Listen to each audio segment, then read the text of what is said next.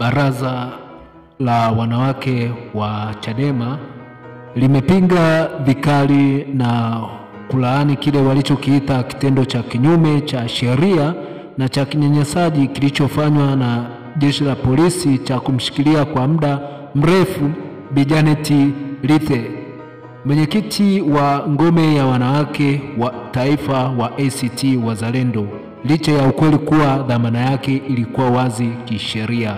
Na nukuu tamko la Chadema: tukio hili si tu ni ukiukwaji wa haki za msingi za binadamu, bali ni ishara ya wazi ya kuendelezwa kwa vitendo vya udhalilishaji, ukandamizaji na matumizi mabaya ya vyombo vya dola dhidi ya viongozi wa vyama vya upinzani, hasa wanawake wanaothubutu kusimama imara kutetea demokrasia, haki za binadamu na utawala wa sheria, imesema taarifa iliyosainiwa na Bi Sharifa Suleiman, mwenyekiti wa BAWACHA Taifa.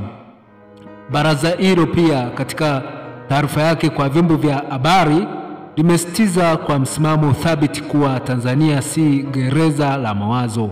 Kila Mtanzania ana haki ya kutoa maoni, kukosoa, kuhoji na kushiriki kikamilifu katika mchakato wa kuijenga nchi yake bila hofu ya kutishwa, kubugudhiwa au kunyanyaswa na vyombo vya dola. Inaeleza taarifa ya Chadema.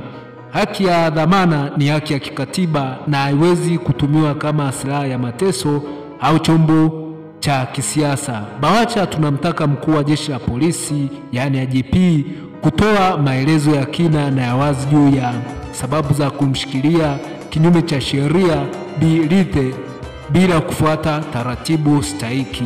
Mwisho wa kuanukuu BAWACHA. Aidha, BAWACHA pia ametoa wito kwa wanaharakati, watetezi wa haki za binadamu na wapenda haki kusimama kidete dhidi ya uonevu huu unaolenga kuua sauti ya mwanamke katika siasa. Na nukuu BAWACHA: uhuru wa mtu mmoja ni msingi wa uhuru wa wote.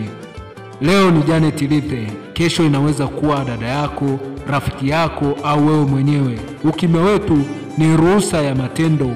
Sasa ndio wakati wa kusimama, imesema taarifa ya BAWACHA iliyosainiwa na Sharifa Suleiman, mwenyekiti wa BAWACHA Taifa, mapema leo Juni 21 mwaka 2025.